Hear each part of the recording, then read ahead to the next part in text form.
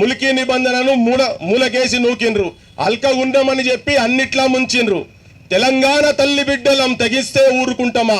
జైగొట్టు తెలంగాణ, జెండెత్తు తెలంగాణ, ఇది పోరు తెలంగాణ, పోరాట తెలంగాణ అని నినదిస్తే తప్ప ఈ అసెంబ్లీలో పార్లమెంట్లో ఉన్నటువంటి సిగ్గుతోనే అవమానపడకుండా చెప్తున్నా, గాడిదలందామా వీళ్ళని ఏమందాం నాకు అర్థమైతే లేదు. కానీ ఆడ మనమే ఓట్లేసి ఆడ కూసబెట్టినాం. కానీ తెలంగాణ వచ్చిన తర్వాత నేను అనుకున్న ఆత్మహత్యలు జరగయిగా, ఆత్మహత్యలు బంద్ అవుతాయి, పోలీస్ లాఠీలు ఈ విద్యార్థి యువకుల మీద తలగాయి అని అనుకుంటే అశోక్ నగర్ సాక్షిగా పోలీస్ లాఠీ దెబ్బలు పడుతున్నాయి. అశోక్ నగర్ సాక్షిగా ఆత్మహత్యలు కూడా జరుగుతున్నాయి. అక్కడ కూర్చున్నటువంటి నేను ఆ పేరు తీసుకోదలుచుకోలేదు, ఒకటే ఉదాహరణ నేను చెప్పినా మళ్ళా కూడా చెప్పదలుచుకునేదంటే, ఒక నిరుద్యోగ చెల్లె ఆడ ధర్నాల కూర్చున్న తెల్లందాక కూర్చున్నారు. తెల్లందాక మొత్తం జనార్దన్ ఉన్నావు ఇడా, తెల్లందాక కూర్చున్నాడు. నా ఫోటోలు కూడా అన్ని ఉన్నాయి, మీరు బహుశా చూసుంటారు. ఒక సంఘటన అంతేనే చెప్పదలుచుకున్న, ఇంత దౌర్భాగ్యమైన పరిస్థితులు ఉన్నామైతే దారుణమైన పరిస్థితులు ఉన్నామని. ఆమె అక్కడ తెలంగాణ నినాదాలు చేసి కూర్చున్నారు. ఒక 4-5 ఆడోళ్ళు పొద్దున్న వరకు ఉండే, రాత్రి లాఠీ చార్జ్ చేస్తామంటే నాకున్న సోర్స్తో చెప్పిన పోలీసులను మోహరిస్తున్నారు. ఒక్కరి మీద కనుక దెబ్బ పడితే బిడ్డ ఇక్కడి నుంచే మొదలవుతుంది, నీ ప్రభుత్వం పతనం మొదలవుతుంది, జాగ్రత్త అని చెప్పాను. పోత జనాలను మొత్తం నింపిపెట్టిరు అశోక్ నగర్లో. మొత్తం తెలంగాణ ర్యాపిడ్ యాక్షన్ ఫోర్సులు చాలా తెలంగాణ కూర్చున్నవాడ రోడ్డు మీద పక్క కూర్చున్నాం. ఎందుకంటే మా అసంటోళ్ళు కనబడితే కూడా వెనకకెళ్ళి ఎవరు లేపుతున్నారు. అంత ఎవరిని పెట్టగానే మీరే మాట్లాడని, మీరే ఉన్నారు, మీడియా కూడా అంతా వాళ్ళే మాట్లాడారు. అయితే దాంట్లో కూర్చున్నామే సివిల్స్కు ప్రిపేర్ అవుతున్నది, కలెక్టర్ కావాలి, ఐఏఎస్ కావాలి అని చెప్పి అనుకున్నటువంటి చెల్లె ఈ ధర్నాలకు సంబంధించినటువంటి పైసలు ఒక 500-600 డొనేట్ చేసింది. పోతుంటే ఆ విజువల్ మీడియాలో అక్కడిక్కడ వచ్చిందని చూసి ఎంక్వైరీలకు అని చెప్పి పోలీసు వాళ్ళు ఆ చెల్లె ఆఫీస్కు పంపించండి. రేవంత్ రెడ్డి నువ్వు ఎట్లా పోయినావు, ఎట్లా ఇచ్చినావు ధర్నాల తెలంగాణకి ఎట్లా కూర్చున్నావు అని మీరు అందరు చూసుంటారు, ఆ విజువల్ చూసుంటారు. దండం పెట్టి వేడుకుంటున్నది, దయచేసి మీరు పోండి, నన్ను ఎందుకు ఇట్లా చేస్తున్నారు, నా జాబ్ పోతుంది, నేను చదువుకోవాలి, ప్లీజ్ ప్లీజ్ ప్లీజ్ అని మెట్లకుంటా పోతుంటా కూడా ఆ చెల్లెని పట్టుకొని గుంజే ప్రయత్నం చేస్తుంటే విజువల్ మొత్తం తెలంగాణ మొత్తం పోయింది. కొంత వాళ్ళ ఇంట్లో చూడంగానే భయపడి ఇది ఎక్కడి కథ, ఇంట్లో కూడా బెదిరించిండ్రు. ఇది నేను పోలీసుల గురించి మాట్లాడుతున్న ప్రభుత్వ వైఖరి, ఇది రేవంత్ రెడ్డి వైఖరి. పోయి ఇంట్లోకి చెప్పంగానే వాళ్ళ పేరెంట్స్ వచ్చి అమ్మాయిని తీసుకొని ఇంటికాడ కూర్చోబెట్టారు. 3-4 నెలలు తన ఇంట్లోకి వెళ్ళి బయటికి వెళ్ళలే. వీళ్ళంతా కోర్టుల చుట్టూ తిరుగుతూ ఉంటాయి. శృతి కావచ్చు, మన మహబూబ్ నగర్, సరే ఇంకో ప్రత్యూష వీళ్ళందరూ ఆడపిల్లలతో కొంతమందితోనే తన ఫోన్ చేసి చెప్పింది, మీరే మీ ఇంట్లో మీ పేరెంట్స్ అట్లీస్ట్ మిమ్మల్ని బయటికి తిరగడానికి అలౌ చేస్తున్నారు.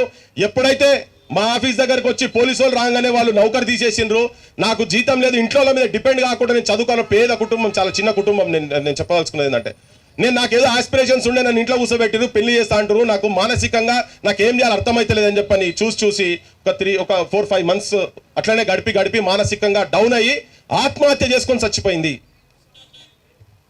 ఈ సావు కారణం ఎవరు? శవాలై ఊరేగుతున్నారమ్మా రైతన్నలు, నడి సేన్లలో సమాధులైనరమ్మా కూలన్నను అని కూడా చెప్పుకుని తిరిగితే ఇలా శవాలై ఊరేగుతున్నారమ్మా విద్యార్థులు, నిరుద్యోగులు, నడి సేన్లలో సమాధులైనరమ్మా యువకులు అని చెప్పుకుంటే ఇవాళ తిరగాల్సిన పరిస్థితి ఏర్పడ్డది.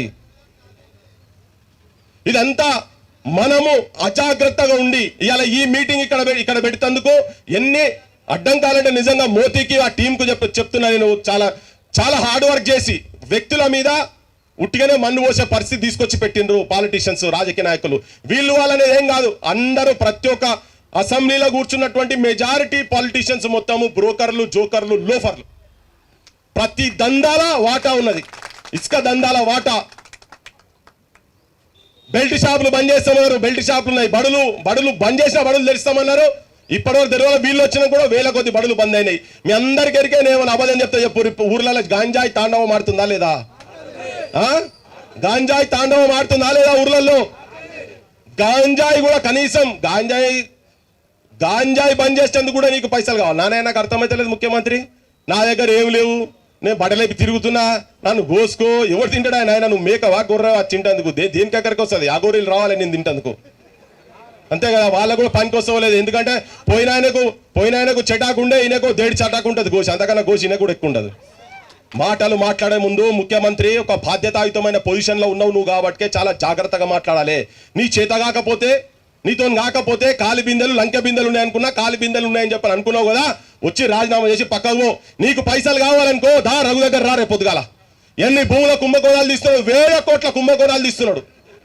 1000 కోట్లు మీరు చూస్తున్నారో లేదో నాకు తెలియదు. తెలంగాణ సమాజం మొత్తం చూడండి, దీంట్లో వస్తున్నాయి, కాలేజీ టీవీలో కూడా వస్తున్నాయి. భూమి కుంభకోణాలు ఒక్కొక్కటి 1000 కోట్లు, 30,000 కోట్లు, 40,000 కోట్లు, 20,000 కోట్లు చెరువులకు మొత్తం కుంభకోణాలు చేసి చూపిస్తున్నారు కదా. నీకు పైసలు ఎట్లా కావాలన్నా రా, రఘు దగ్గరకు వచ్చి కూర్చోరు. మీ మంత్రిమండలి, మీ ఫైనాన్స్ మినిస్టర్, ఇంకెవరన్నా వచ్చేది పోటు కానీ అందరూ వచ్చి కూర్చోరు. అన్ని ఉన్నాయి, మొత్తం లెక్కలతో సహా ఉన్నాయి. అరే బొక్కల పడేస్తారా ఆయన అని అడుగుతున్నాడు. నువ్వు మిట్టల సంగతి ఏంది, నీ సంగతి ఏంది, జేఎస్ రంజన్ల సంగతి ఏంటిదని అంతకుముందు ఆయన తిట్టిండు, మళ్ళీ అదే ఆఫీసర్ దగ్గర పెట్టుకున్నాడు. ఇదంతా చెప్పేది ఏంటంటే ముఖ్యమంత్రి మాట్లాడుతున్న మాటలన్నీ బోకస్ మాటలు, బక్వాస్ మాటలు, బద్మాష్ మాటలు. తెలంగాణకు పైసలు లేవని కాదు, వీళ్ళు పందికొక్కులోనే తింటున్నారు, తినమరిగింది. కాబట్టి ఇదే ముఖ్యమంత్రి చెప్పిండు, నేను కడుపు కట్టుకుంటే ఒక్క సంవత్సరంలో 40,000 కోట్ల రూపాయలు నా 420 స్కీమ్ ఇట్లా ఇచ్చేస్తానని నేను చెప్పిన మాటనా? ఎవరు చెప్పారు? చెప్పిండు కదా రేవంత్ రెడ్డి. మరి వాళ్ళు ఎందుకు నన్ను కోసుకొని తింటే కూడా పైసలు ఏం లేవని ఎందుకు మాట్లాడుతున్నాడు?